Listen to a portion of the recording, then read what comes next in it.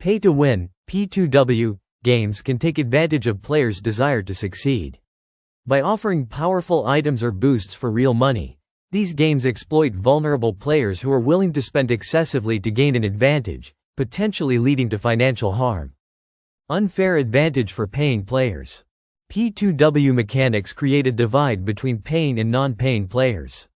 Those who spend money often gain significant advantages, which can lead to frustration and resentment among non-paying players who feel excluded from fair competition. Impact on game integrity. P2W systems can undermine a game's balance and integrity. Games that emphasize skill and strategy become less enjoyable when players can bypass challenges by simply paying for in-game advantages. This changes the nature of the game from skill-based to wallet-based success. Inequality in competitive games. In competitive multiplayer games, pay-to-win mechanics create an uneven playing field.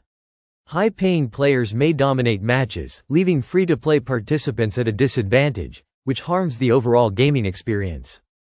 Long-term player retention issues. While P2W systems may attract initial players, they often result in dissatisfaction in the long run. Non-paying players may eventually abandon the game due to frustration with unfair advantages, reducing the community's overall enjoyment and engagement.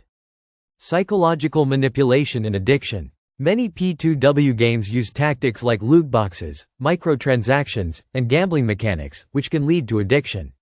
Players are encouraged to keep spending, often through limited-time offers or rewards, which can cause financial strain and emotional distress. Exploitative monetization practices. Some games use aggressive monetization tactics, such as forcing players into spending money to progress or enjoy certain features. This creates a predatory environment, where players feel trapped into spending money just to keep up with the game's progression. Ethical concerns in youth gaming.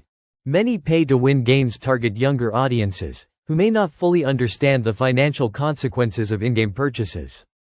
This raises ethical concerns about how developers are profiting off vulnerable players who may not yet have control over their spending habits. Paying for convenience or power. The ethical dilemma between paying for convenience, speeding up progress, and paying for power, gaining an advantage, is blurred in P2W games. The former might seem harmless, but the latter raises concerns about fairness and the true purpose of gaming. Future of fairness in gaming.